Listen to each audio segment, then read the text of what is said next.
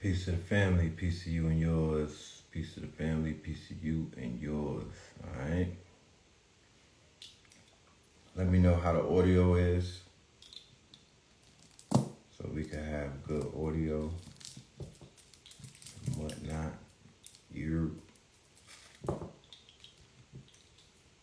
What's good? Greetings, good evening, and all that good shit. You know what I'm talking about?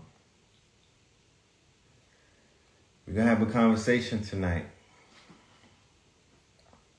We're gonna keep it respectful, you know.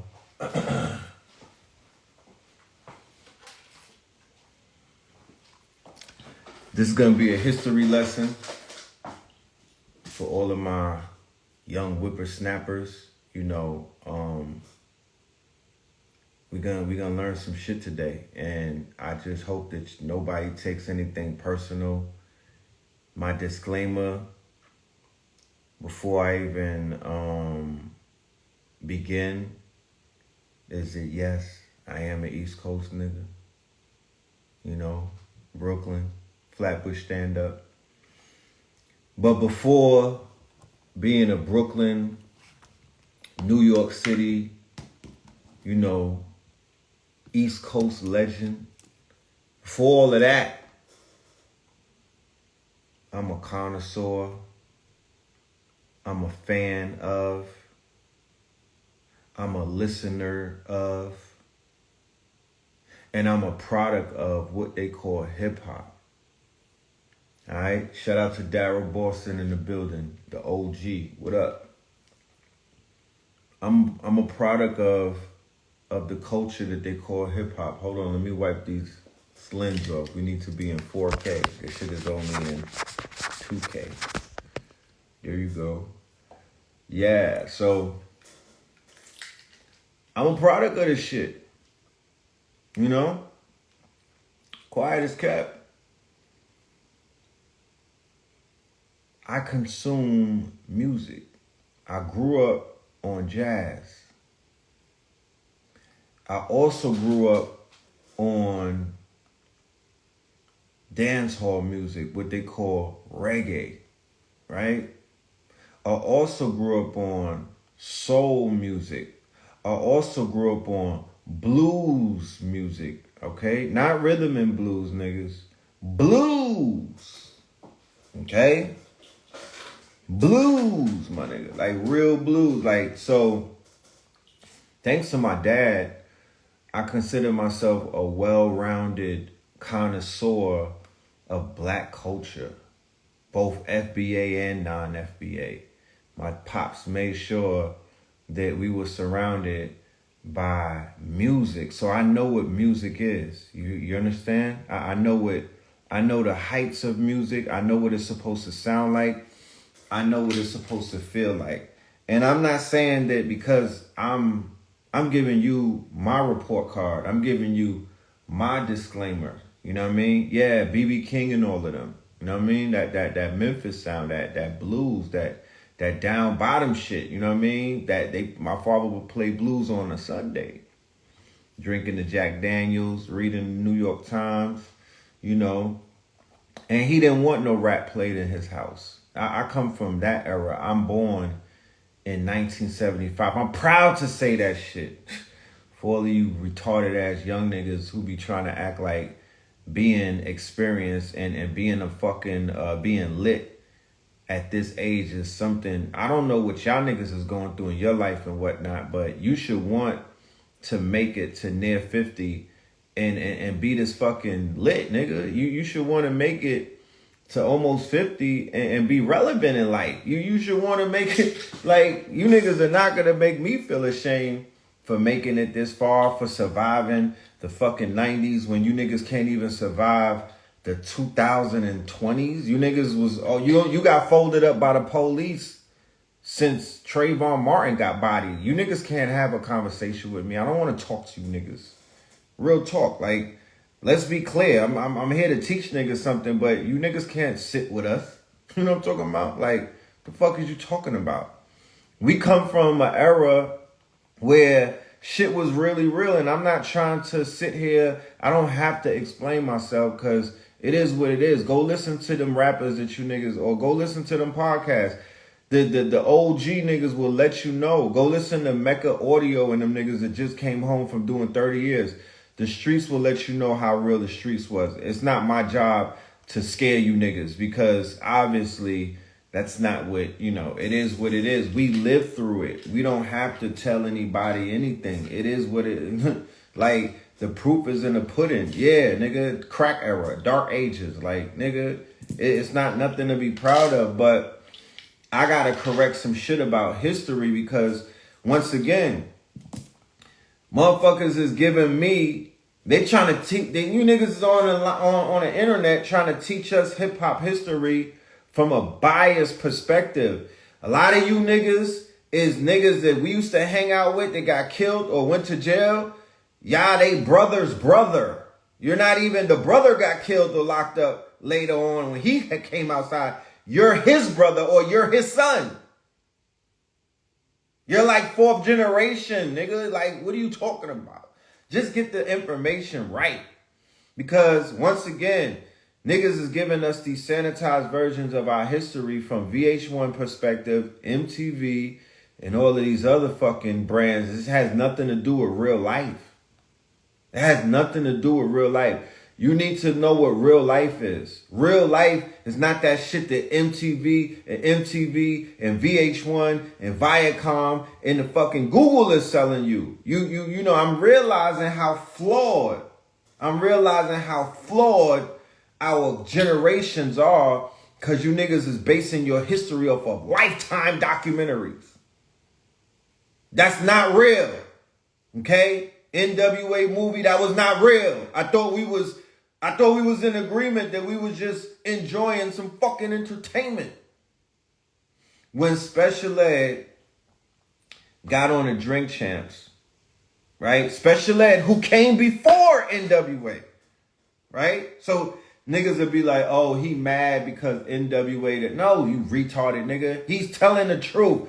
Why would a grown man with a legacy get on a fucking program and lie in front of the world? What does he have to? He's not lying. He's not lying when he says what he's saying. He's speaking his truth. But here comes niggas that was born in the year 2003. He's telling you about 1992, 91, and 1990. And niggas that was born in 2003, niggas that was born in 2020 is on the internet talking about, nah, that nigga's capping. How the fuck do you know, nigga? Like, what are you talking about, bro? Who do you get your information from? Who's your OGs? Like, where's your parents at? You need to go and talk to them. Because you have this impression you don't even know what the fuck happened. Okay? Because what happened is not talked about in culture. We don't talk about what really happened. We glorify the shit that happened. This whole shit is kind of dysfunctional. There's a lot of culprits that sold the culture out, that's on TV living it up. And nobody says anything. Nobody holds them accountable. Nobody says, nah, you a fuck nigga and you was on fuck shit and you helped usher in fuckery. And you niggas was sitting on laps of these small hats and you sold us out. And y'all don't even have pieces of silver and gold to show for that. You understand? That's the sad part. NWA sold niggas out and they don't got nothing to show for it. The only nigga who got away with anything was Dr. fucking Dre. He's the only one that you could say came out of that situation after they sold our people out. He's the only one that came out of that situation with something, with his soul missing, right? Because you know what Tupac said about him. He's the nigga who was wearing eyeliners and makeup and shit before he became NWA. You niggas want me to believe that you trying to say that this was the gangster group? Ice Cube left NWA. Ice Cube said fuck NWA. Ice Cube made no Vaseline. Ice Cube took his pen with him. That's when NWA fell off. Okay? Let's not say Ice Cube NWA, because that's not what I'm talking about. when Ice Cube was with NWA, that's not the group that I'm talking. I'm not shitting on that group. I'm not defecating on NWA with Ice Cube. NWA with Ice Cube is one of the greatest groups ever. Hands down. These niggas was on the fucking road to knock Run DMC off that pedestal. Niggas is throwing Outkast's name as the greatest group. No disrespect to them, but it's out of default. It's because Ice Cube took his fucking pen. Okay? He was the ghostwriter. And when he was ghostwriting for NWA, he had niggas from New York and other places looking at LA saying, oh, the legacy of the Panthers is still alive. We got some fucking hope over there on the West Coast because these niggas is saying fuck the police. We over here wearing Malcolm X medallions. We on our fight the power shit. These niggas is saying fuck the police. That's my air life. I don't care if they got Jerry curls. You know, niggas forgave them for that. So Ice Cube was turning NWA into the West Coast public enemy. All of you young niggas, did you remember that? Did your fucking uncle tell you that part? Yeah. That was the NWA. They were calling them public enemy. So what happened? How did they go from being public enemy to being the most coon-tastic sellout group on the fucking face of the earth? How, Sway? Do y'all have the answer? Do you know what happened? Were you fucking there? You know what I'm saying? Could you unpack this shit for us? Okay? Because what you don't realize and what the movie didn't show you, right? Or what nobody's really alluding to is that when Fight the Power came out, when Fuck the Police came out, okay? When Express Yourself, do what you do, right? This Video Music Box days, this Ralph McDaniels era. You niggas didn't even know what the fuck Video Music Box was. Stop talking to me. No disrespect, but the fuck out of here. You don't even know who Ralph McDaniels is. When I said Video Music Box on Instagram, niggas said The Box. That's when I was like, oh, I'm in the wrong place. You niggas should be really, like, I didn't realize I was in fucking school to teach niggas about regular history. But you would be like, I don't need to know that. Yes, you do. Yes, you do. Yes, the fuck you do. How you gonna belong to something that you don't know nothing about? What are you talking about? You niggas just wait for documentaries to teach you and whatnot. No, nigga, you need to learn something. This is a culture that you said is you. I was 50. It's my shit. Niggas is biting on it. That you worried about people in Japan taking your culture, but you don't even fucking know the correct history. You don't even know the proper timeline of your culture. And you niggas were it ain't even that old. It ain't even that old. So anyway, going back to what I'm talking about, because I'm sure that it's a few niggas that's listening and still touched, and they like, what does he mean with Ice Cube? Let me break it down for you. They came out with a group called NWA, Niggas with Attitudes, right? This is before the riots, right? This is before LA turned up. This is early gangland. We were exposed to gang culture by the way of Ice-T, who's a New York nigga who went to he was down with Africa Bambaataa and these niggas. And he took his light-skinned pimpology to the West Coast, right? Where that shit is accepted. They don't do pimpery and like that. We don't pimp our women out in New York like that. That wasn't a culture on the East Coast. We're not proud to be pimps. You know what I'm saying? It's not what we do. We rob niggas. You understand? We were robbing white folk. Fuck is you saying? That's what we were doing. We was on some criminal. We were criminal minded. You understand? We were criminal minded, and we was out there taking money from white folks in New York City, most notably right there in Manhattan. Fuck is you saying? And of course, niggas was robbing each other, but we wasn't pimping our women, bro. It's not what we do. Okay. So anyway. This nigga goes and he starts some pimp shit and he starts pushing that gang shit, and then the fucking song Colors is on the soundtrack of the movie Colors, right? Which was, when you look back on it, that's a horrible movie. It's shot horribly. The story was ass. You know what I mean? The acting is ass. When we were seeing it as young, impressionable fucking teenagers, niggas had pimples and shit. We were going through puberty. We didn't know what the fuck we wanted. We were going with anything anti-establishment. We just know that we hated the European. We did not like, we was aware. We were woke in 1990. What the fuck happened? I keep telling niggas this. We had African medallions, nigga. We was the King Kongs of consciousness all the way back then. Khalid Muhammad was alive. Dr. York was alive, talking his shit. Farrakhan was talking his shit. Nigga, we had streams of consciousness. We was representing Malcolm X with the X medallions and the X hats. We was aware of who the fucking European was, bro. Niggas was woke, bro.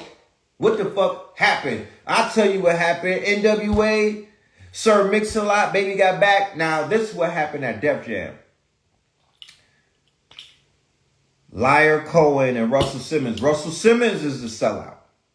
Okay? Russell Simmons is a sellout. Russell Simmons sold out the conscious movement in New York. Russell Simmons and Liar Cohen was like, get all of that God body shit the fuck out of here. They had white boys like Third Base, Gas Face. Yeah, Uncle Luke too. We'll get to Uncle Luke. Puff Daddy is too early for Puff Daddy. We're going all the way back. Puff Daddy comes a little bit later, like 93, 92. We're talking about when hip hop was first coming through, right? So we're talking the golden era, that on the heels of the golden era, 88, 89.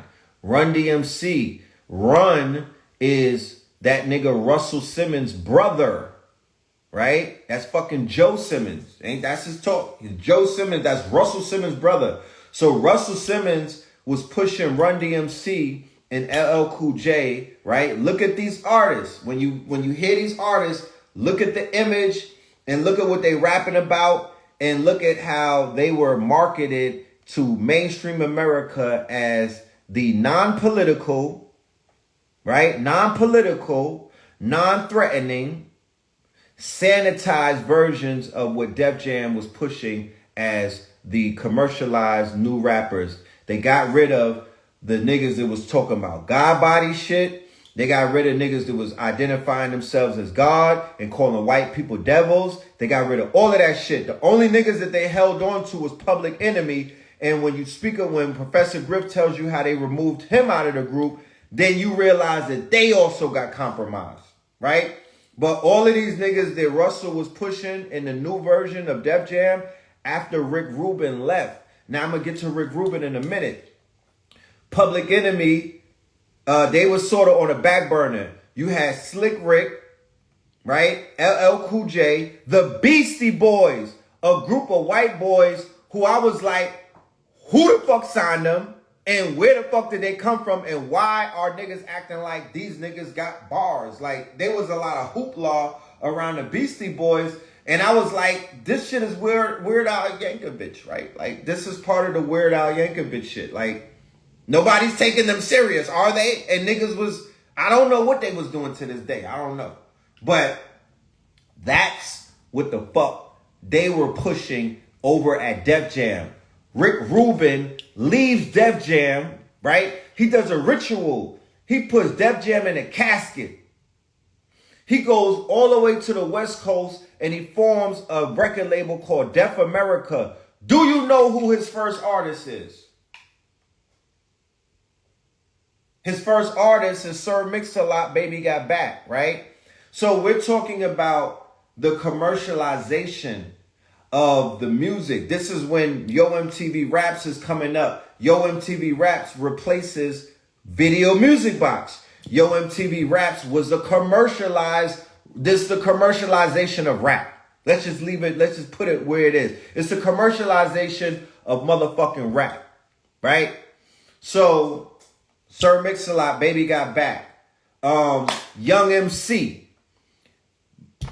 motherfucking MC Hammer, right? This is all West Coast shit coming out, but it's all commercialized buffoonery, schoonery. It's not bars. It's not bars. Get the fuck out of here with that. We was like, what the fuck is that?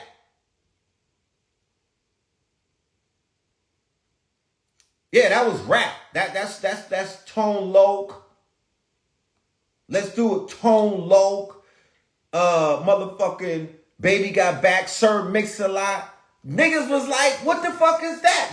That was the version of fucking the minstrel show at that point. That's gimmick rap. That's the beginning of fucking ringtone rap. That's what that is in hindsight. That's the minstrel show. Niggas was giving that the gas face, right? Sir Mix-a-Lot is a real nigga, bro. Get the fuck off of my live with that real nigga shit. I could give a fuck about any real nigga activity. I don't give a fuck about real nigga. I'm just giving you the history of what these white folks did with our people. Vanilla Ice, Sir Mix-a-Lot, Young MC, motherfucking MC Hammer, nigga. That is the commercialization of hip-hop. That is the shit that when it went wrong. Stop playing with me. Yeah, Schoolie D was the first gangster rapper. When we had our gangster rappers, we got Kool Mo D. No, not Kool Mo D. Kool Mo D was smoking niggas. We got Kool G Rap, Schoolie D. We got my niggas in Philadelphia that killed the police. Cool seeing them. Right? But as with everything, we had our gangsters. But them niggas was not commercialized. They were not on the coon. They were not being commercialized. They were not being dangled. They were not being exploited by small hats who were using these niggas as cartoonish, somewhat caricatures. You understand what that means? Caricatures, right? Pinocchio. That's not how they have my niggas. They didn't have my nigga Kool G Rap like a fucking Pinocchio. They wasn't pulling strings on my niggas. Kool G Rap was affiliated with the real gangsters. Okay? They had the niggas from Harlem that was affiliated with AZ and Alpo and all of them. Mob style. They was really killing shit. You understand? But that was the exception and not the rule. Of course we had gangsters. Of course we had our underworld. Of course we had mob style and shit like that. We wasn't pushing them niggas to the front. We wasn't pushing them niggas to represent New York like that. It was something that, you know, nigga, when you eat a 7-course meal, that's part of the meal. That's part of the meal. You know? It's part of the meal. That wasn't mainstream. What happened, you don't understand. When I'm talking about with NWA, right, and not with Ice Cube, this happened after he left. He made a song called No Vaseline. He told you bird ass niggas what was up with NWA. So anybody on my timeline talking about, oh, I was listening to NWA, you a bird. You a bird. You a bird ass nigga. If you listen to NWA after Ice Cube, when everybody went with Ice Cube, who was on Real Time, you just a bird ass nigga.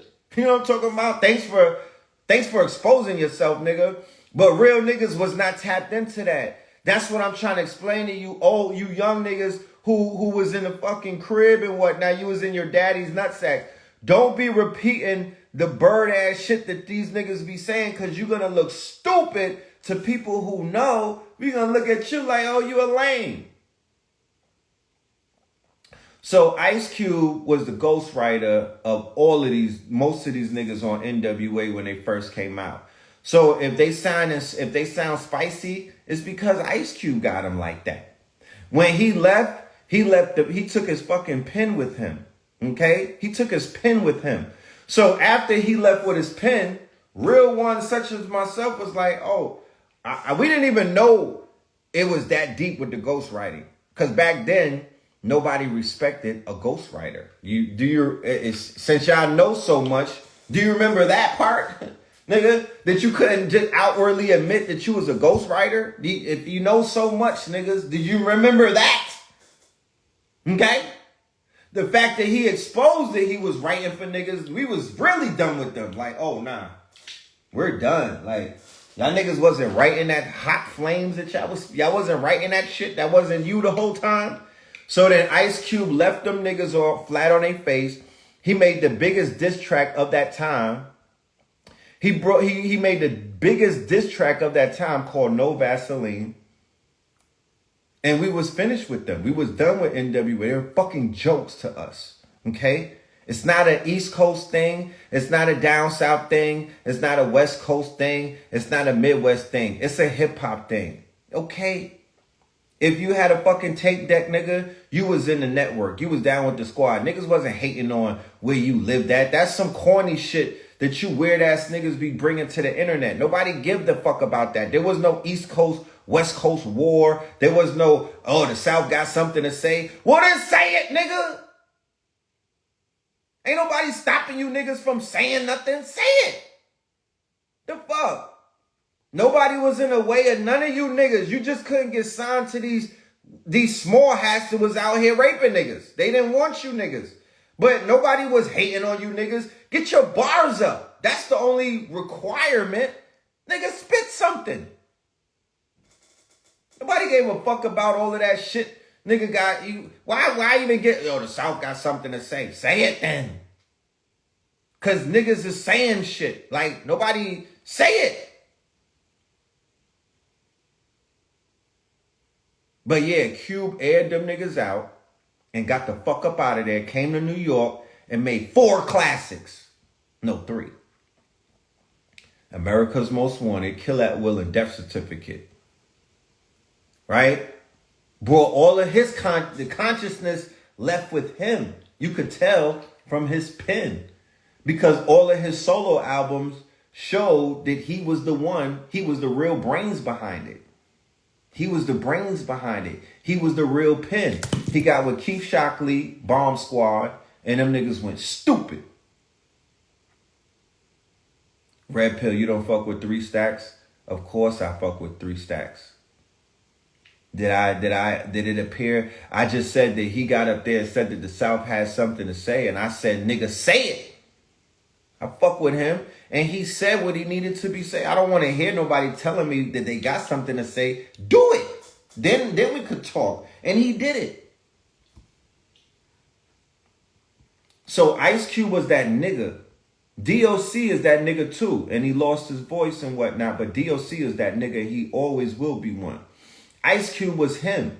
Back in those days, Ice Cube, you know, so when people bring up, was Ice Cube a storyteller than Biggie and whatnot?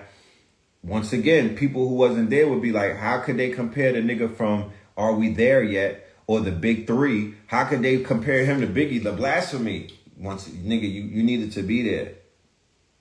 You needed to be there. Your uncle and your cousins and them, they can't paint the picture. It's one thing. It's almost like if you climb a mountain and you telling a nigga what it was to climb the mountain versus if a nigga just go and climb the mountain.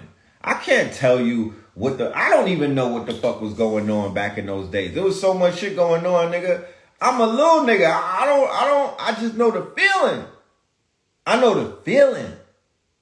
It's a feeling that you can't duplicate these days. It's an energy. It was a presence. It was just being in the moment. It was different. I mean, maybe because I only speak English, I can't express my feelings the proper way. Maybe if we was speaking in clicks and whatnot, you niggas could feel me, but the shit was different. Anyway, long story short, NWA came out after Ice Cube left with one of the worst albums that I've ever heard in my life. And when I'm saying is, what made it the worst is the heights at which they fell off. The heights at which they fell off. Okay? Imagine following a group where all of the artists, MC Ren, RBX, Cube, Eazy-E, they was all barred up when Cube was writing for niggas. They was all barred up. They was spitting. Then Cube leaves, And then they put out their next project and it's trash. And they talking about shit like raping women. And they talking about shit like die nigga die. That's what all of that die nigga die. Like all of that CB4 ass niggas, right? I mean Ice Cube is CB4 too. That's who Chris Rock was Ice Cube. This nigga was in college, y'all. He's an intellect. You understand? O'Shea Jackson was not who the fuck he was saying he was. But neither was Christopher Wallace. You know?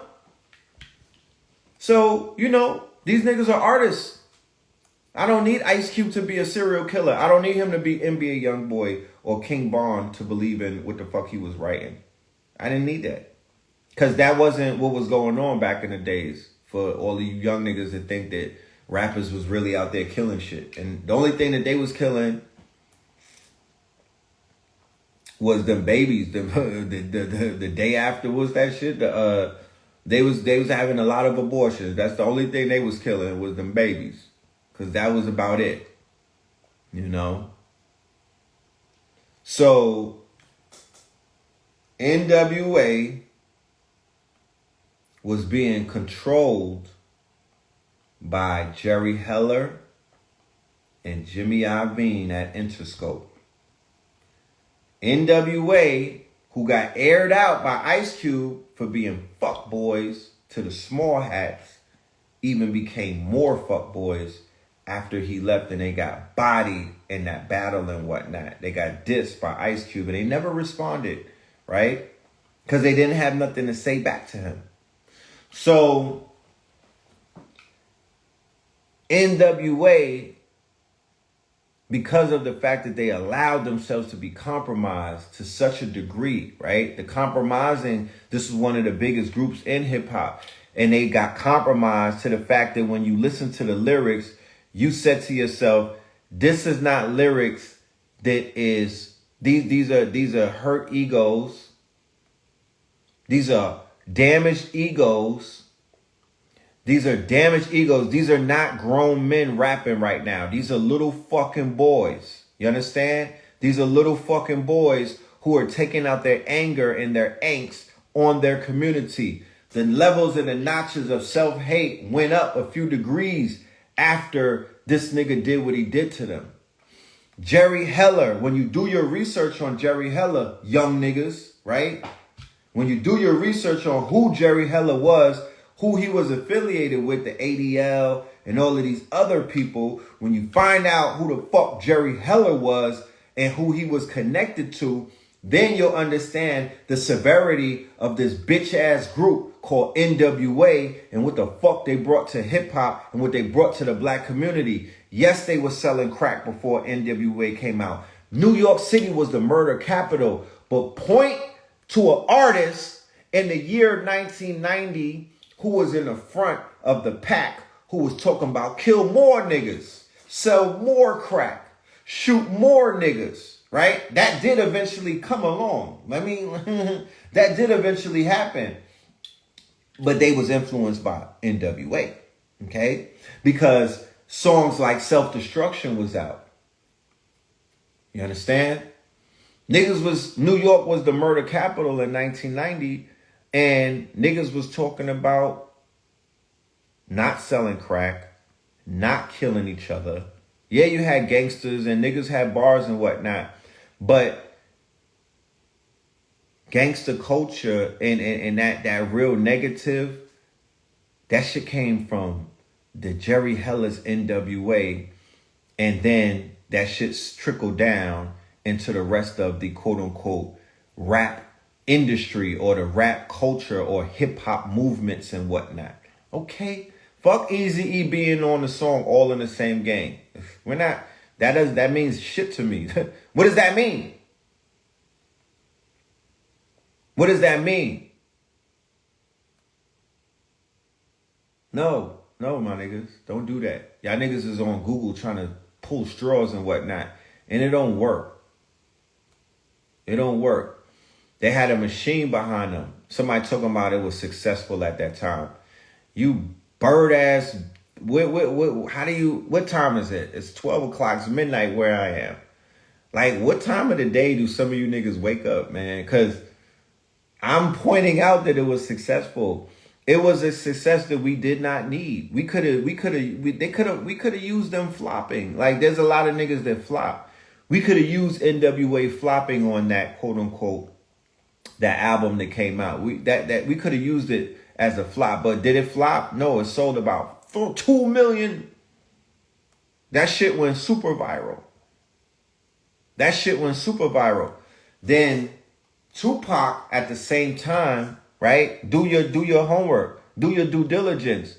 What is Tupac comes out with Strictly for My Niggas and Tupacalypse. Now, if you read the discography, him and NWA are dropping around the same times. Okay? But Tupac's albums, right? Brenda's Got a Baby, They Got Me Trapped, right? All of these artists around that time had to have socially political songs on their album. You could not come out with an album and none of that shit had street consciousness or consciousness. The first album that fully came out with all ignorant shit was that NWA album. Not the first one. Keep in mind. Don't get lost in. I'm slowing it down for niggas and I'm trying my best. Not the first one. The album with Express Yourself, Fuck the Police, Straight Outta Compton. That is the album with Ice Cube on it. That's not the NWA that I'm talking about. That NWA was the Public Enemy of the West Coast. That's not the NWA that we're talking about. That's not the NWA that motherfucking Special Ed was talking about. That's not them. But you got to explain yourself to people who wasn't there. If you was there, you know what the fuck he's talking about. But you got to meticulously break it down for this internet generation because these motherfuckers watched the movie and they thinking that everything that they saw in the movie, Dr. Dre was a thug in the movie. Dr. Dre was fighting men in the movie. Do you know that Dr. Dre was beating up women in real life? He's not a fucking thug. He grabs his ankles. That the movie made this nigga look like he was tough. And everybody knows, it's just that we being nice to you niggas, but everybody knows that homie been switching sides. Okay? And he beat up D Barnes. He beat up Michelle A.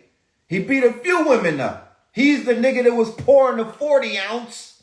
This is before Dame Dash did the shit on Big Pimpin' pouring the champagne. It's Dr. Dre disrespecting the fucking sister pouring a 4. Do you know you know what it smells like when a 40 ounce dries up on your ass?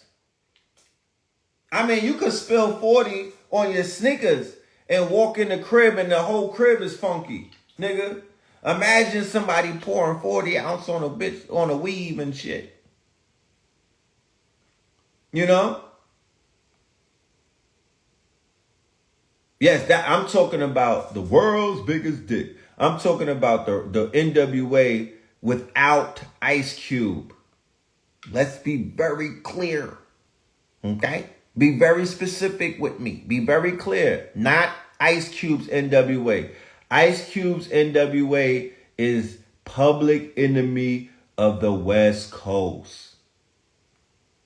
They were okay with us. We didn't have no discrepancies. Even with that gangster shit that they was kicking, we was like, talk your shit, my nigga. But that shit that came to us after he left and Jerry Heller really took over creativity control and Jimmy Iovine and them was helming the project and they were telling certain people what to say and what not to say. I don't even think DOC was writing for them at that time because that's after the accident. Yeah, that's what we're talking about. That's the big sellout. That's the fuckery and that's the fuck shit. And LA, New York, down south, Texas, and other places, they're still suffering from that dysfunction. They still suffering from that shit. Niggas is out here. Niggas wasn't talking about gang banging like that before. Niggas wasn't talking about riding. You know, all of that bastards of the party. And you know how our people was originally, the Bloods was originally formed because they was like the offshoots of the Black Panthers and whatnot. Right? We was okay with shit like that. We understood where that came from. And we was like, ride out, my niggas. We supported all of that. But when boys, and now keep in mind, music is a soundtrack. Right? Because I'm trying to break down a multi-million-dollar operation, right? That was handed down, there was basically that descended from some of the highest ranks. Because crack cocaine came down from the highest ranks. Crack cocaine precedes NWA. Crack cocaine and all of that is the primer. It's what primed the walls, right? So these niggas could come and paint that shit with this graffiti, because when you add music to lifestyle, you make it a lifestyle. You understand? So a wise man would utilize these formulas and reverse engineer it for betterment, right? You could take all of these things and reverse engineer it and fix your communities the same way that they destroyed your communities almost overnight, right? Yeah, fuck what Drake said. Almost overnight, right? So when they came with the movies, right? Let's keep this in mind. The music is the soundtrack, but the movies was the visuals. So the two strongest movies coming out around that same time of us being introduced to this new music and whatnot is two of the quote unquote biggest programmers. These are coming of age movies, right? But these coming of age movies was not everybody's reality at the time. This is another one that y'all might not realize, and you should know. Everybody in your neighborhood wasn't tough back in the days. Everybody in your neighborhood wasn't a drug dealer back in the days. Everybody in your neighborhood didn't have face tats back in the days. Everybody in your hood wasn't tatted up back in the days. Everybody wasn't a quote unquote killer back in the days. Boys in the Hood came first. Boys in the Hood is a cinematic masterpiece, right? Done by John Singleton. Blew us the fuck away in New York City. We walked out of that movie theater crying, right? We walked out of that movie theater wanting to be like Doughboy, motherfucking. We walked out of that movie theater crying about Ricky getting shot. That was very impactful as a movie. Way more impactful than Colors. Colors, well, this is the Trinity, it's the trifecta, or the trilogy and whatnot. Colors is the beginning.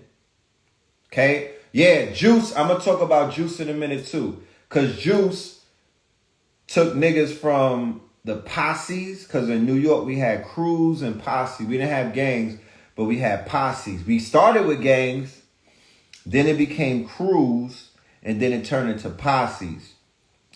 After Juice came out, that created the one-man army or the lone wolf. That's what created niggas who was killing niggas, you know what I mean? Killing a mans in them. That's the mentality that gave birth to the Alpo Rich Porter situation, where niggas from inside the crew began snaking each other. That's what Juice really co-signed, and it turned a lot of niggas who wanted that juice or that rep into these killers that they became. And these niggas is coming home now doing podcasts. You know, they found peace in Islam and shit. But yeah, that's what it was doing to niggas. So for the East Coast, we had New Jack City and we had Juice. Now, New Jack City is where niggas basically started wanting to mimic Nino Brown. Shout out to Freaky Cuz. He said he called himself Nino Brown. Yeah, shout out to him. Right? But Juice, New Jack City made niggas want to sell crack. Right? New Jack City made niggas want to sell crack.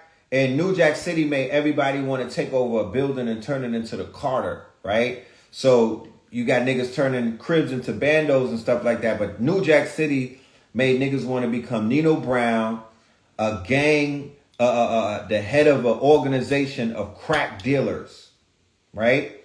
So this is where you start getting the rise in crack crews and whatnot. You know, this is when you got the 50 boys. This is when you got niggas coming up and they want to be drug dealing crews. Because prior to that, when we had posses and whatnot, we were robbers. Okay, we were not selling drugs like that. It might be one or two drug dealers in the crew. But everybody in the crew wasn't a fucking drug dealer. Everybody in the crew wasn't a big Willie. Everybody in the crew wasn't having aspirations to be a motherfucking drug dealer. They put a name and a face to a drug dealer called Nino Brown. Right?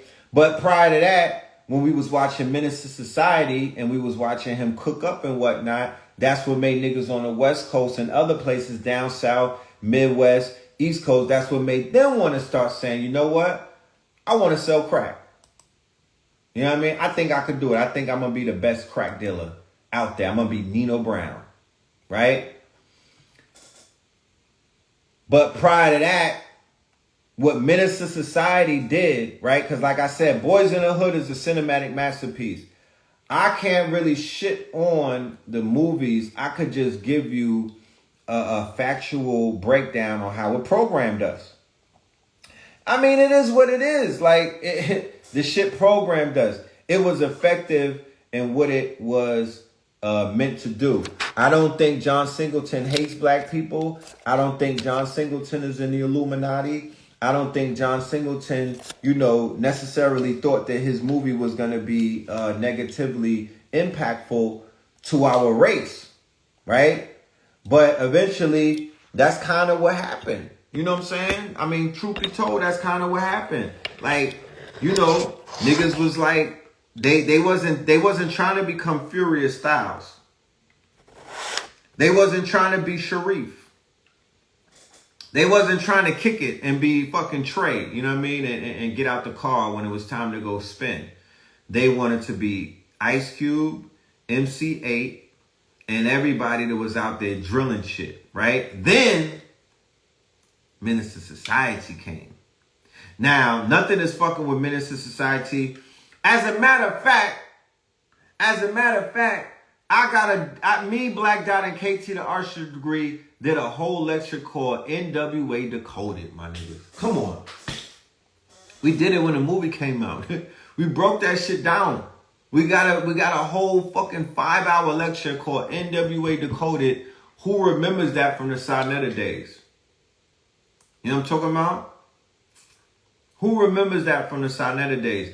In NWA Decoded, when I was breaking down my part, I broke down Menace to Society frame for frame. I showed you the beginning of the movie shows the young boy, which was Kane, watching his father, Samuel Jackson, right, catch a body. The end of the movie shows the young boy who was Jada Pinkett's son, right, watching Kane get bodied in a drive-by. The same drive-by that all of the drillers are doing now. You remember how he was sitting out remember the drive-by, the last scene in Minutes where they was laying out the car. Two Tech 9s, 2 guns out of the driver's side, and then the niggas riding shotgun sitting up. That's how they killing niggas now in the hood with the drillers and whatnot. That's how they doing their drive-bys. But anyway,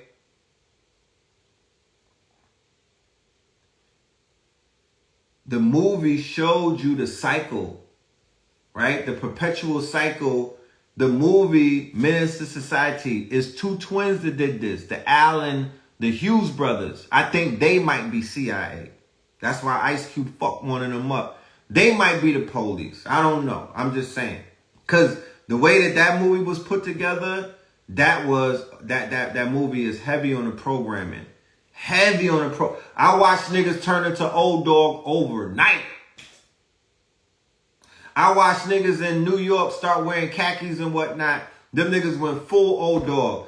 I'm talking about Merc and shit. They was on a body count. They was racking shit up, bro. They was racking shit up for real, for real. You feel me? So the mixture of Bishop, the mixture of Old Dog, the mixture of Doughboy, and the mixture of, there was another character. And you know all of this comes from Superfly and Scarface. Those are the original shits that made our parents turn into cokeheads, which eventually become crackheads, come into bank robbers, and all of that. Oh, their president comes. You know? I remember the impact of their president and whatnot. But, oh yeah, Shotters. You know, all of these movies that come out afterwards. Shotters, Dead Prez, Blow. You know, all of that nigga shit that comes, that we all gravitate to. But the original trilogy, South Central, motherfucking Minister Society, and Boys in the Hood. So the soundtrack now is the NWA shit, and then all of that other shit that starts popping up out there and whatnot on the West Coast. So motherfuckers is like, yo, I'm thugging, I'm fully thugging it. You know what I mean? I'm selling crack, I'm gang banging, I'm pimping these hoes, I don't want no girlfriends. Bitches ain't shit but hoes and tricks. And keep in mind, Snoop Dogg didn't even come on the scene yet. Right? Snoop Dogg, when I'm talking about NWA, I'm not even getting to Doggy Style. I'm not even getting to bitches ain't shit but hoes and tricks. Snoop Dogg is not even fucking thought of. Snoop Dogg is in the goddamn dog kennel at this point. But then how did Snoop Dogg come on the scene? The undercover, 187 on the undercover cop, right? So these niggas come in, these niggas wouldn't even think about rapping like that right now. You ask Snoop Dogg to rap, he never, when he go on tour, he don't want to rap that song. These little young niggas is coming out, they got your children hypnotized and whatnot. Hey, them niggas couldn't come out with Fuck the Police or 187 on an undercover cop, deep cover. Them niggas ain't built like that. You know what I'm talking about? They apologizing to the police. These niggas got Meg Thee Stallion shaky knees and whatnot around the police. These bird ass, bitch ass, soft ass, emo ass niggas. You know what I'm talking about? Niggas ain't built like that. They don't got it in them. They don't even know how to rhyme. They don't even know how to put the fucking 16 together to come at the pigs and whatnot. But yeah, that's how they duped us. They coming out with these West Coast niggas riding on the Oakland energy, riding on the Panther energy, riding on the Huey energy, riding on the Rebellion energy. They coming out, they first shits that they come out with, Razcast, Nature of the Threat. Fast forward, he's like, I don't even want to perform that song no more. He's scared. Ice Cube come out. He's super revolutionary. Now he on apology tours. He don't want to talk about it. He just doing West Side shit. He don't reflect on that revolutionary shit no more. Dr. Dre comes out, brings Snoop out. Undercover, deep cover on an undercover cop. He's cause he wasn't hot like that. That's when he had the record label. After niggas dissed him, after he got ran the fuck up off the other label, then he came out and he's trying to be revolutionary and he's throwing that shit at us. And we fell for that. NWA, fuck the police, we fell for that. But once niggas get in the building, once niggas use us to get in the door, once niggas use that revolutionary energy to get around these white folk, oh no. Then they turn into something completely different, my niggas. That's what I'm talking about. That's the fuck shit that I'm talking about. Y'all niggas wouldn't know about it because, like I said, you wasn't there. And you don't have cool enough friends.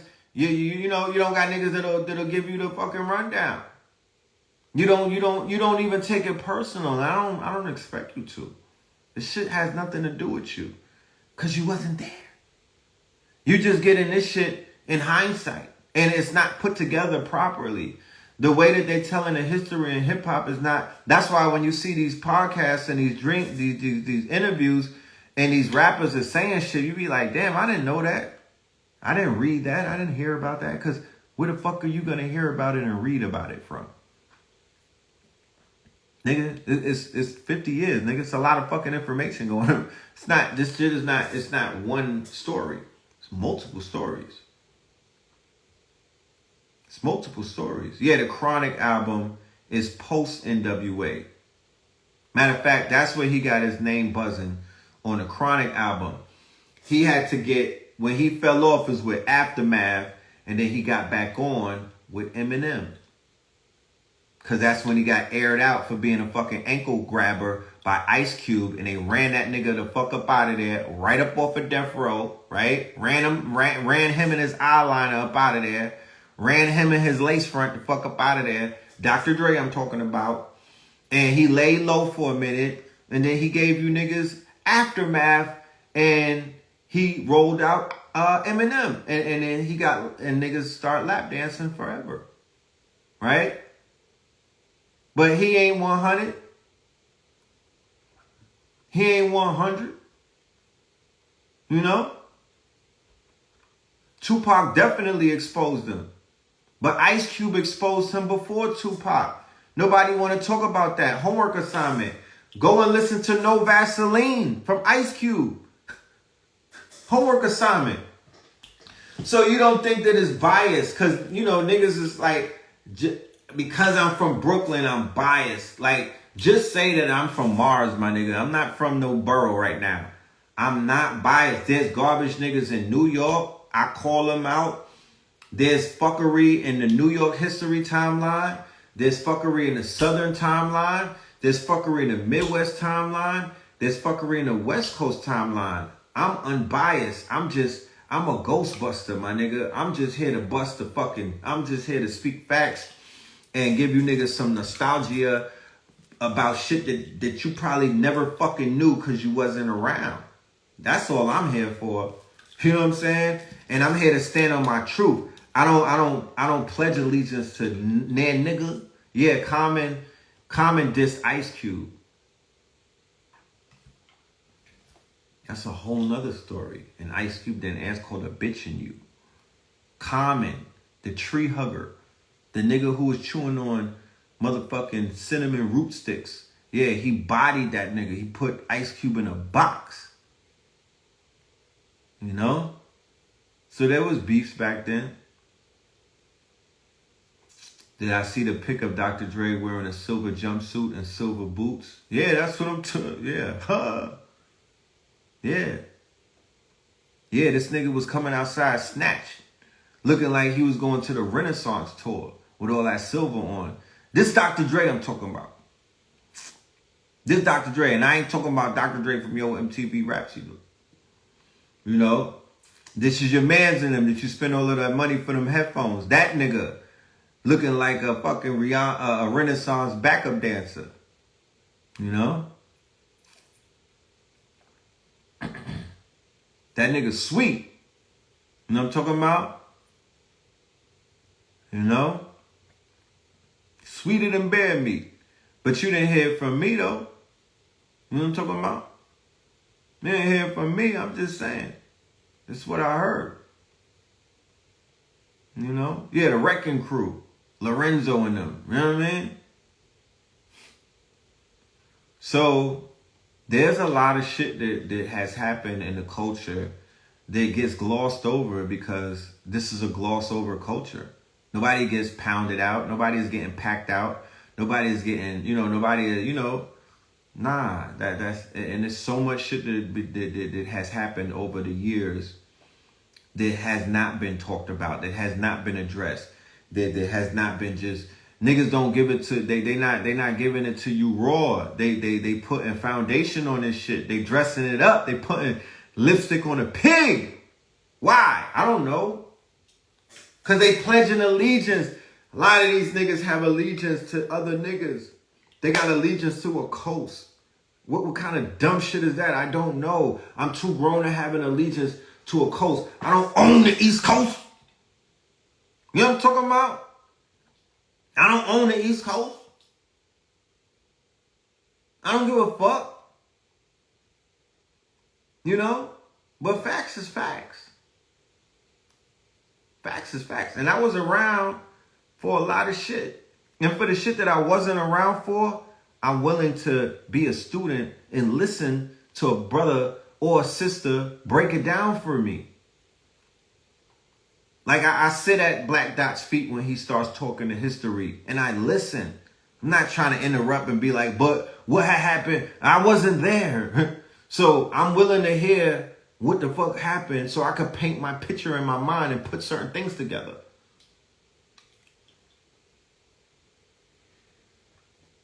You know? I'm in the South right now.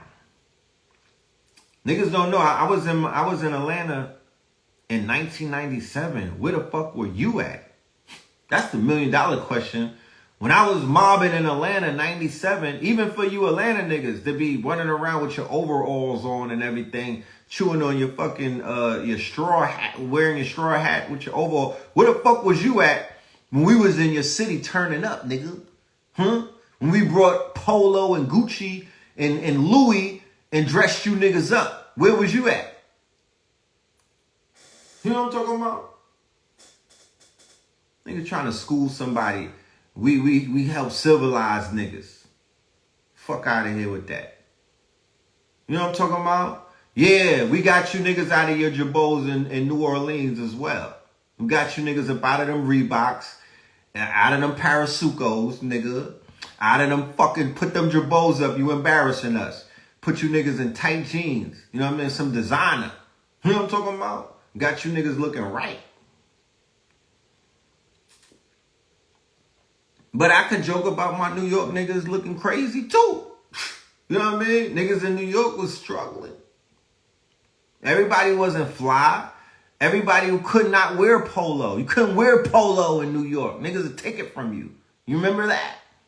You know what I'm talking about? Nigga, they don't talk about that. They running around wearing what they want to wear these days. You couldn't even wear polo. Even the socks. Niggas would see socks. Wait, that's polo? That's a horse on them socks? Yo, take those off. They would strip you in front of your mama. So, we lived in a very dark period. We lived in a very tumultuous time. Remember, 1990, New York is the murder capital of the world, right? New York is the murder capital in 1990. But the music don't reflect that. It's the crack. It's the crack. It's the fact that niggas went from fighting to shooting now. Because the Jamaicans, the Shower Posse and all of them, they came from Jamaica with the Uzis. This is CIA. Shower Posse was working with Ciega, who was CIA. So the CIA, right? The same CIA that was working with Rick Ross on the West Coast, that CIA was bringing Jamaicans to Brooklyn with suitcases full of cocaine and Uzis, 9mm, you know, Manchesters and all of that. And you know, we don't got no gun laws in New York. The gun law, yeah, we got gun laws. We can't have guns in New York. We're not like down south. We always had that. And they brought the killing. We was fighters in New York. Niggas are fighting, stabbing, everything. Niggas are knuckle up. They had good knuckle game, but Jamaicans don't knuckle up. Them niggas are soccer players. They kick and stab and shoot. You find a Jamaican nigga that fights. I watched damn near every UFC fight. I done tapped into Floyd Mayweather, Golden Boy production. I ain't meet a Jamaican boxer yet. I ain't meet one yet. I don't even think they exist. You know what I'm talking about? Them niggas will, they professional kickboxers. And they brought the hammers with them. So they raised the body count and made us the murder capital, right? So their version, all right, well, keep it a buck with you. Our version of real gang music was dance hall, Gundalero dance hall music. That was our murder music. That was our NBA YoungBoy murder music back then. Is Lennox Lewis, that nigga's Jamaican or he Jamaican? Is he really Jamaican though, or he one of them UK niggas with an accent? Anyway, he may be the exception. You know what I mean?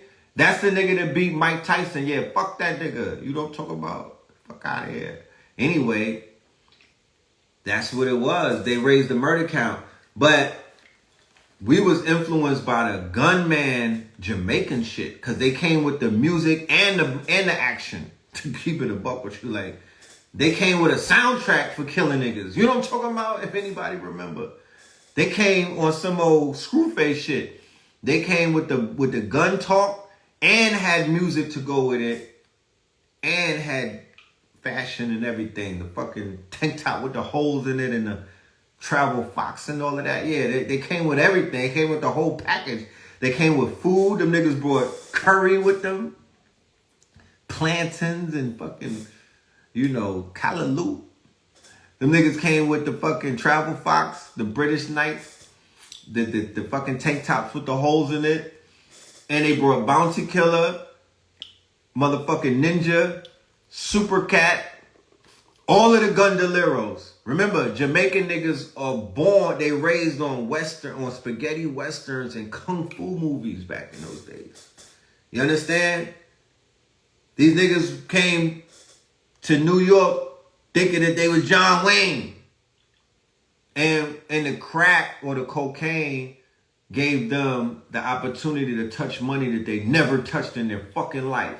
So they was sending barrels of shit back to Jamaica. And they was like, oh, these niggas is Rockefeller over there. Like imagine. Imagine. Yeah, we had posses. We had posses. We didn't have gangs. We had posses. So yeah, them niggas was leveling up. And they was killing shit left and right. Then the Dominicans had it on lockdown and they was killing shit. You know what I mean? So the FBA niggas, the Americans that was in Brooklyn and Bed-Stuy and Crown Heights and Brownsville and all of that. Because that's where the down south niggas was concentrated. Flatbush, Crown Heights had the island niggas, the 90s, the East Flatbush. They had the niggas Flossie, what they call it, Flossie now. Over by South Shore and all of that, Canarsie and everything. That was the niggas from the islands and whatnot. That's the Jamaicans, that's the Panamanians, that's the Trinidadians, that's the Grenadians, that's the GT niggas. And all of them niggas was with that work. They was with that. They was with whatever the fuck you was with. Everybody was out for $1. Some of them became boosters. Some of them became stick-up kids. Some of them became killers, like Money and Violence, right? Shout out to my my nigga Mo, who is the writer on that. He's the actor Rafe on that. You're gonna see that on Tubi, right? That's a real fucking story. You know what I'm talking about? What part had the Southern niggas? Well, what I mean by the Southern Negroes is their parents were from down south. That's Bed-Stuy, nigga. That's Brownsville. That's East New York. That's heavy FBA. It's mixed up now. But in those days, that's Mike Tyson, Brownsville. That nigga, Biggie and Jay-Z and all of them, that's Bed-Stuy. Right? Crown Heights, that was mixed up, You had Empire Skating Ring. Rest in peace to Kiki and Raisin and them. They was a little, that's when you had, Crown Heights that's where the merger was happening. That's the melting pot. But Flatbush was the ultimate melting pot of all of these island cultures and whatnot. Biggie is Jamaican. Busta Rhymes is Jamaican. These are all Jamaican niggas who was listening to gunman lyrics, gunman talk, Gundalero talk, Badman talk, murder music. But it was also it was also bad guy music, also like wind up music, like, get you some action type of music. You know what I'm talking about? Because we was at every hooky party because that was the only place that you could get hooked up at. You know what I'm saying? Niggas wasn't getting action like that when we was young. God bless these little young niggas. Y'all got Sexy Red and all of the, everybody is a thought now. It wasn't like that when we was young. Where my ladies at? Can you co-sign that? Shit wasn't going the way that it's going these days. Shit changed when Little Kim and them came in 93. They raised the stocks on thottery and whatnot. But when I was trying to come up, trying to get some neck, my nigga, I was trying to get some sloppy toppy. It was a lot of work, bro. It was a lot of work, I'm trying to tell you. So we would go to all of the Jamaican parties because that's where you could get a good wine from a nice little ting and ting. You know what I mean? You could get a good wine. You might get lucky and catch a bubble and whatnot. Because these girls walking around with these BBLs and whatnot, I be looking at my 3-year-old son and I'm like, little nigga, you experienced some shit that I didn't. We didn't see bubbles when I was 3 years old and when I was a teenager. Like, nigga, we ain't see none of that shit. Like, what we thought was a bubble these days is a bee sting. You understand? It's a bee sting. You know what I mean? And we was on that. I told niggas this before. When I was coming up, we didn't have 1,000 baddies. We didn't have 100 baddies. We had 2 baddies and they was rotated through all of the boroughs. You understand what I'm saying to you? The baddie count was so limited that Mike Tyson might pull up to get her, but then a nigga from Jodeci is pulling up too. And fucking Albie Shaw's walking down the block to get her. Like, niggas literally had to share the baddies because it was it was only 5 of them in New York back in the day. Deadass. You know what I'm saying? It was girls, but it wasn't baddies. That's my problem with Sexy Red. Well, if you sexy, then what the fuck is she? That's my thing. I'm not mad at her. Do what you do, but why are you Sexy Red? Why you couldn't be Basic Red? Because if you sexy, then what the fuck is she? What do I call her now? Because y'all don't look alike.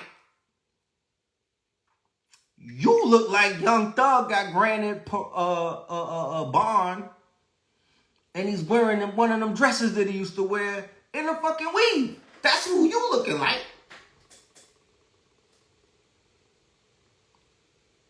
So that's my thing with her. Yeah, we created Sexy Red. She's one of the crack babies. Okay, I get it. Why the fuck is she calling herself sexy though?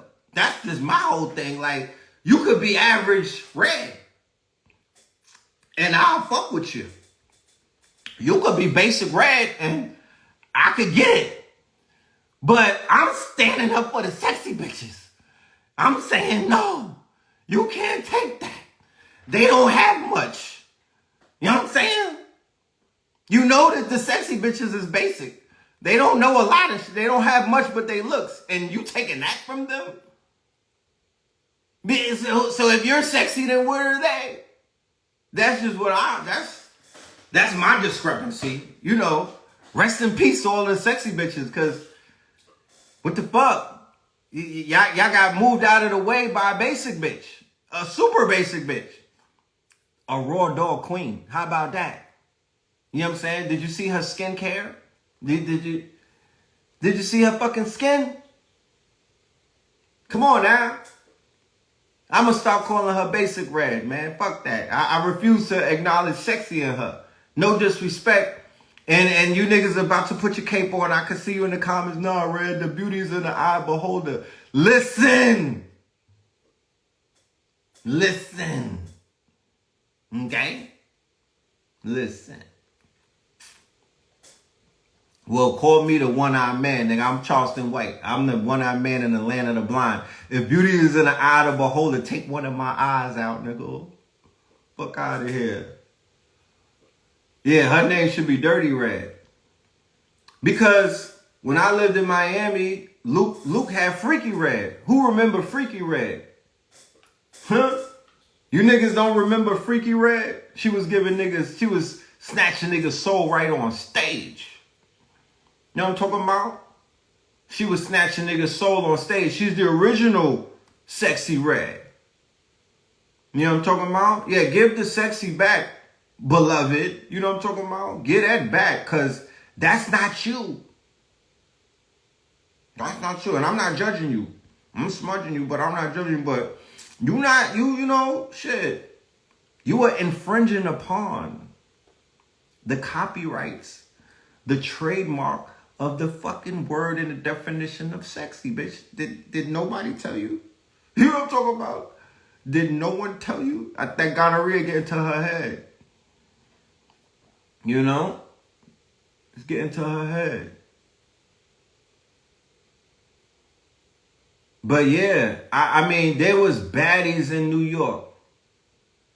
But it wasn't baddies like that, though. I'm talking about, you know, it got to a point where I was in the tunnel and I was in the club and it was like, it was just too much for me. You know what I'm saying? Like, the baddies came out of nowhere. I think Lil' Kim literally terraformed basic bitches overnight and turned them into goddesses, like drop dead fucking sex vixens. Where the fuck did the vixens come from? I didn't go to high school with vixens, nigga. I wasn't in grade school with vixens. We wasn't in regular school with vixens. Where did they come from? All of the shorties in my school that was considered to be like that, they was like a size 4. You feel me? Peace, Kimmy. They was like a size 4. Where did this other shit come from? Not on my watch. You know what I mean? It just came out of nowhere. So nobody can tell me about the power of the music. The music literally terraforms people. The music literally brings forth a certain type of people. It can create whole new fucking expressions of people through the music. Our people are chameleon-like. Our people are moldable. We're malleable, right? Look how many women magically started looking like the Kardashian phenotype. Where the fuck does that come from? That shit never really existed prior to us looking at this chick with the fucking unibrow. You know what I mean? With the hairy nose. Like Kim Kardashian had hair on her nose when she first came out.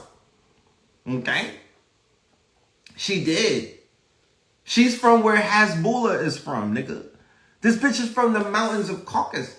She's from where Hasbulla and them niggas is from. She's a hairy one. Okay? She's a fucking hairy one. And she's the fucking, she's like the pinnacle of beauty for y'all. Shit crazy. She literally the whole family got unibrows. The whole family is hairy. They from the Caucasus Mountains. Dead ass. You know? Dead ass. So how did all of these girls from LA, how the fuck do they become cloned? They not even Armenian, and these bitches that you got Taylor Swift looking chicks from Oregon looking like they from Armenia. Like, what the fuck is going on, fam? You know what I mean? People literally turning into other people. This is some clone shit for real, for real. You know what I'm talking about? Like, it's scary outside.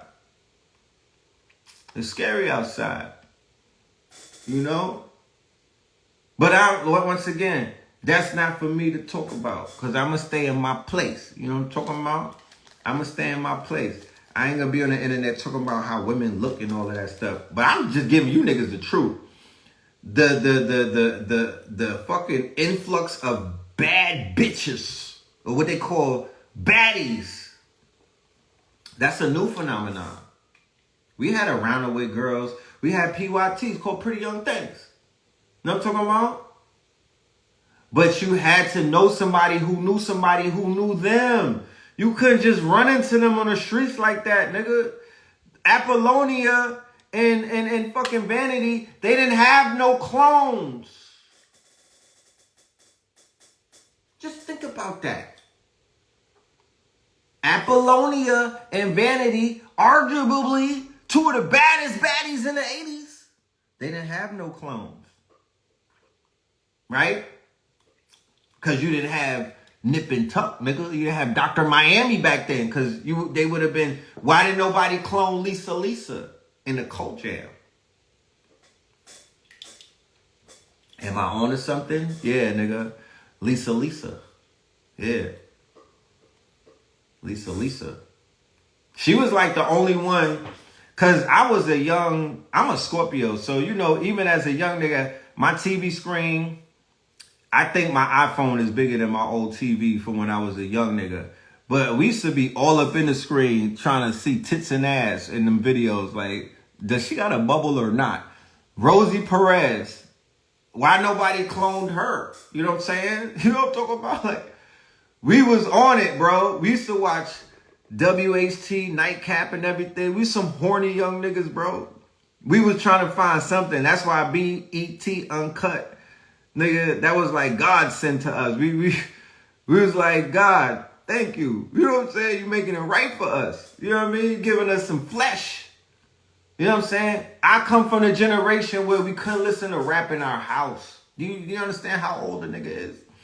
That's where I come. I come from a generation because niggas talking about NWA. Nigga, I couldn't listen to NWA in the house. How about that? Huh?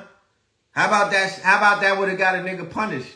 How about that? How about they would have took the phone away? There was the TV that was the size of my phone. You know, niggas had the little phone. They had the TV with the fucking antenna, with the hanger in that shit, with the aluminum foil around it. Yeah, I wouldn't be able to watch that for the day if I was listening to gangster rap in the house. Yeah, we had fucking struggles, nigga. You know what I'm talking about? We had struggles when we was young. Oh yeah, I used to watch Benny Hill. You know what I mean? I used to watch Monty Python and Benny Hill. He was a horny ass Englishman. You know? But yeah, niggas was on Rosie Perez. Remember that scene in Do the Right Thing, the opening scene with the ice? Yeah, my niggas. Niggas was on Rosie Perez. She was heavily sought after in hoods that I frequented. But we didn't see it wasn't no celebrities pulling up. We ain't had no OnlyFans, nigga. They ain't had no celebrities pulling up in the hood. Shit. So we had a lot of basic shit going on. We made the best of it. You know what I'm talking about? These little kids don't know that y'all in a whole new dimension. Y'all in a whole new fucking dimension, bro. Y'all are in a whole new world. Enjoy that shit. Don't complain. We made with what the fuck we had, and we made it this far. And to be honest with you, the world is in abundance now. The world is in abundance now. The things that we didn't have, it's available. And some of the things that we did have is not available, but we're not holding that to our hearts and whatnot. But yeah, we don't die, we multiply. We don't die, we multiply. And our people have multiplied over the years. Some of our negative traits have multiplied, and some of our positive traits have multiplied. I could definitely say beauty has multiplied amongst black women. Y'all have become more beautiful, more stunning in your looks and whatnot. You begin to emulate these poetry, the poetic lyrics and whatnot of the Bonita Applebooms and the Around the Way Girls and the PYTs and all that. That's what I've seen. I could speak about some of the negative things that have multiplied, but we already know what that is. And I don't have to waste time on that, because what you speak, you give life to. I'll speak to the fact that, the principle of the divine earth and whatnot. I've seen that blossom and bloom throughout the years. Fuck looking at a car crash. Nah, I don't want to pay attention to the car crash. Everybody's looking at the car wreck. I want to pay attention to something more positive. And that would be the fact that not just the women, but I look at old pictures on the internet. I look at like old photography and whatnot. And somebody said the women are more fake. Once again, I don't want to necessarily point to the negatives of things and whatnot. I am, me personally, I could speak from my perspective. I'm highly favored to be around women who are natural. You know what I'm saying? When I go outside, I attract women who are not fake. You know what I mean? And the places that I frequent and places that I go, I was at the Revolt World, or what was formerly known as the Revolt Summit, just on Saturday and Sunday, the strong end. And I got critiques about the shit that I was experiencing. I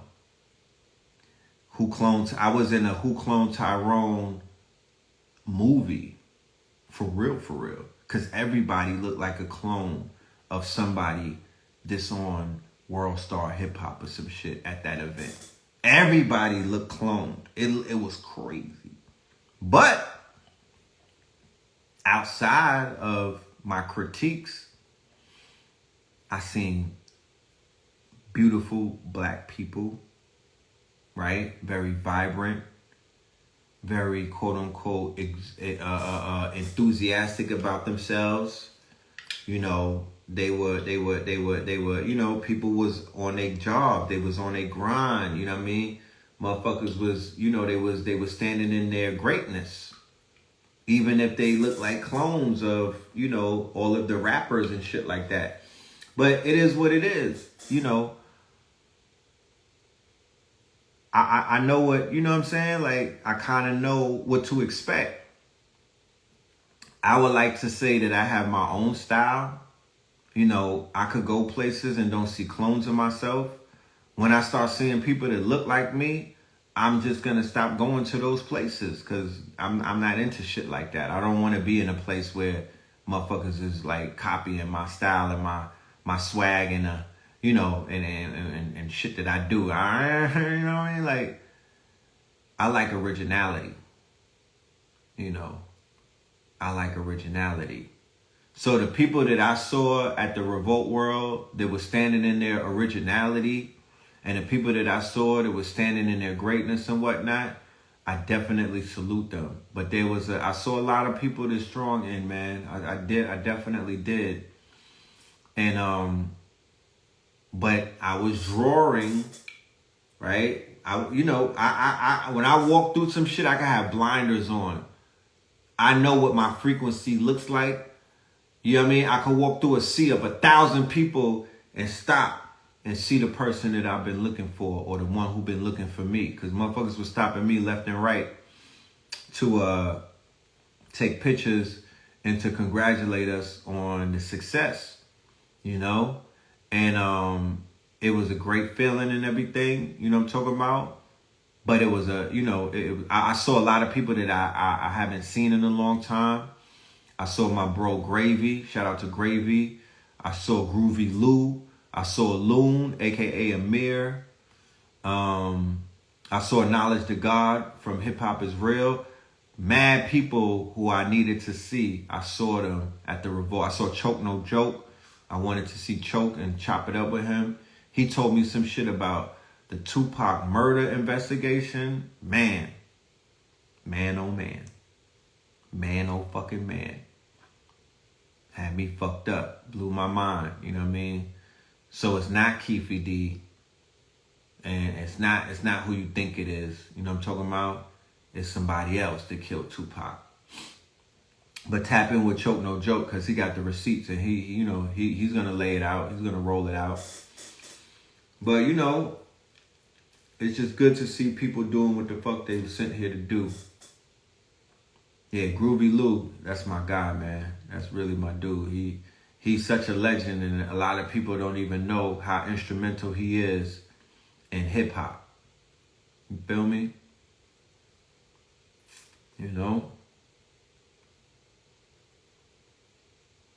The Revolt, like Diddy, yeah. The Diddy shit, Revolt World. It was in Atlanta. You feel me? It was in Atlanta.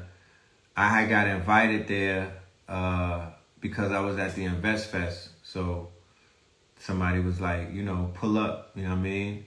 And then I wanted to see Shaka Bars and 19 Keys anyway, because they were talking. So yeah, I pulled up. You know what I mean? And this year, it was a lot better than last year. And I was at the place that they had it was Tyler Perry's old movie studio, which is called Pangea now. And that was very important because I got me and Blue Pill was in a meeting 3 months ago at that same studio.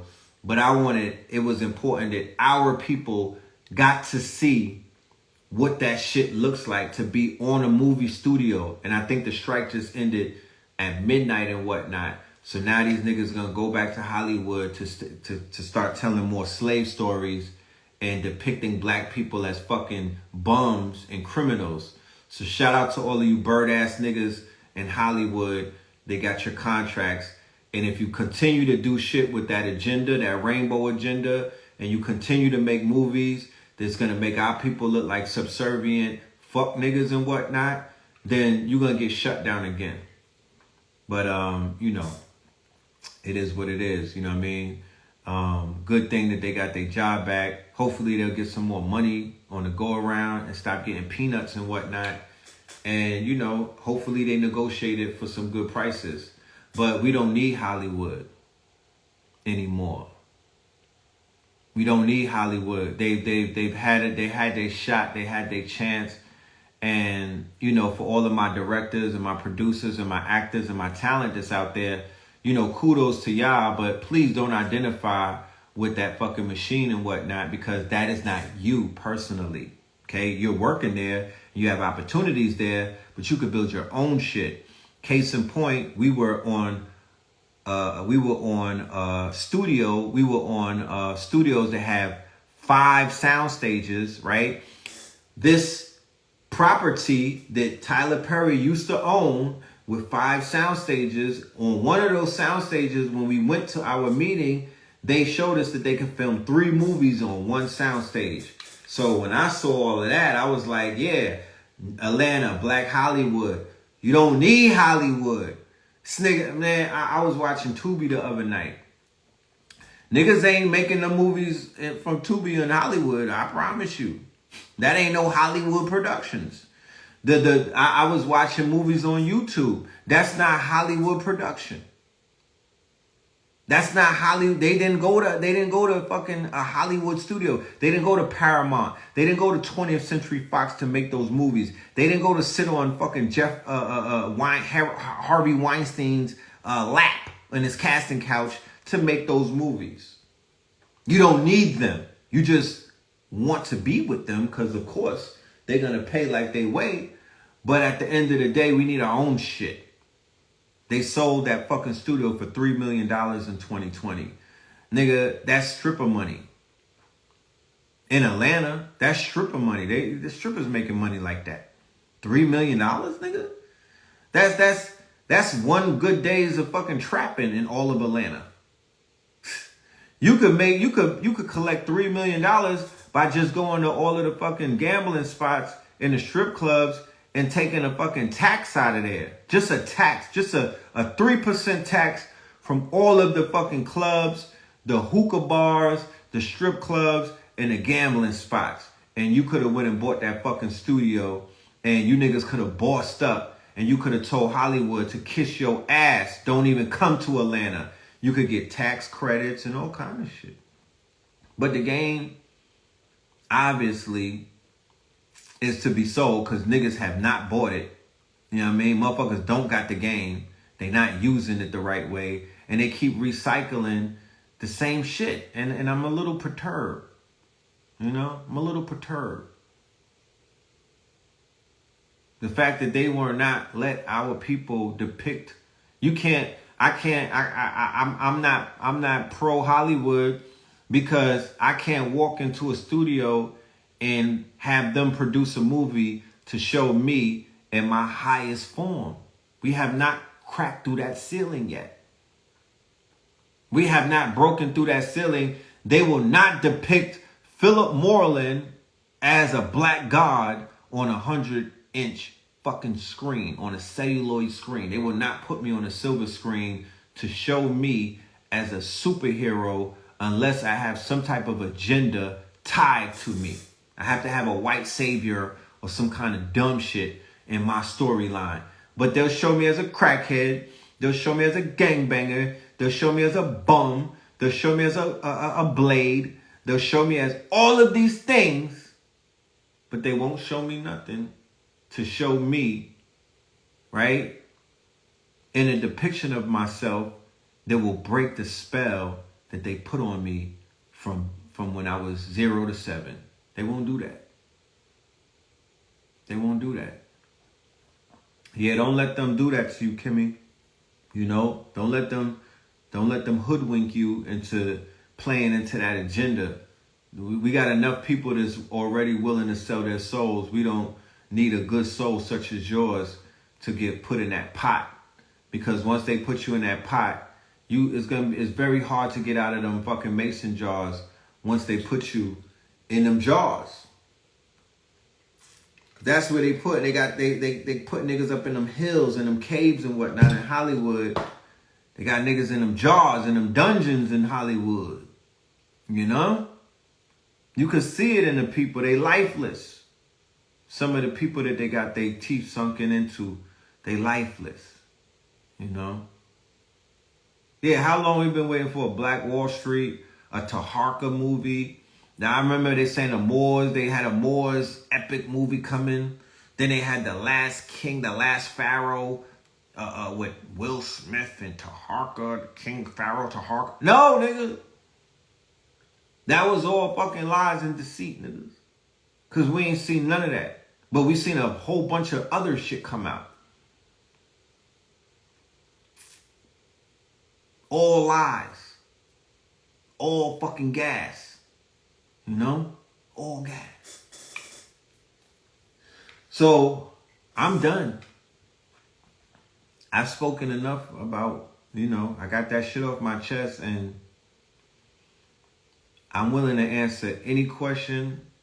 What happened with the Sabi doc? Shit. Probably the same thing that happened to the motherfucking, the Friday sequel. You know? They shelved it. You know? You seen what happened with that nigga? Let's stop acting like we didn't see what happened. He got flogged publicly. You know what I mean? They stripped his dignity from him and they flogged him. And he went on an apology tour. So he had to shelf that movie because if you think they don't have a problem, you think if Big Pharma, they don't want Dr. Sebi's information or his document. They scrubbed the whole fucking internet or YouTube of Dr. Sebi. They do not want his documentary to reach the minds of our people, especially with them rolling out another pandemic. So I'll be back on YouTube. My channel is coming back in a few days. They have me down and out. But hey, it gave me some time to relax because, I ain't with this internet shit. You know what I mean? I'm really lit in the streets, nigga. No, I'm just playing. But yeah, it is what it is. If there's any questions involving the history of this rap shit, you could inbox me. I treat, I give energy back the same way it's given. Come with good energy, that's what I'm giving you back.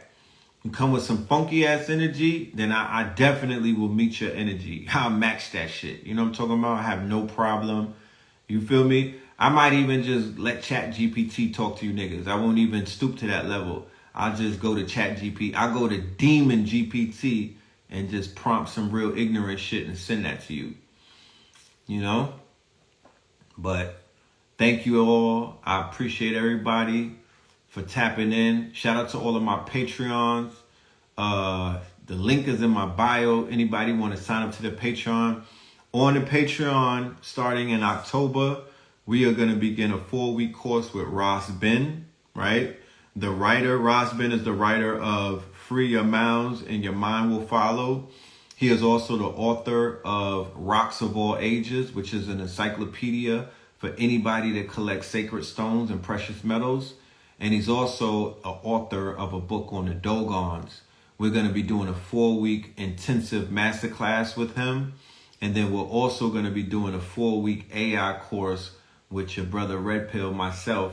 I'm going to be rolling out 40 AIs and a mule. And that's basically a 4-week master course on how to use this shit to get a fucking bag. I don't understand what y'all be doing out here, but y'all be letting them people scare you to death on this AI shit when there's millions to be made.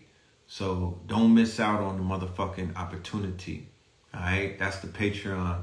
And with that being said, love and light. Red Opals, the official video, dropping this week, I think. I'm going to drop it this week, maybe.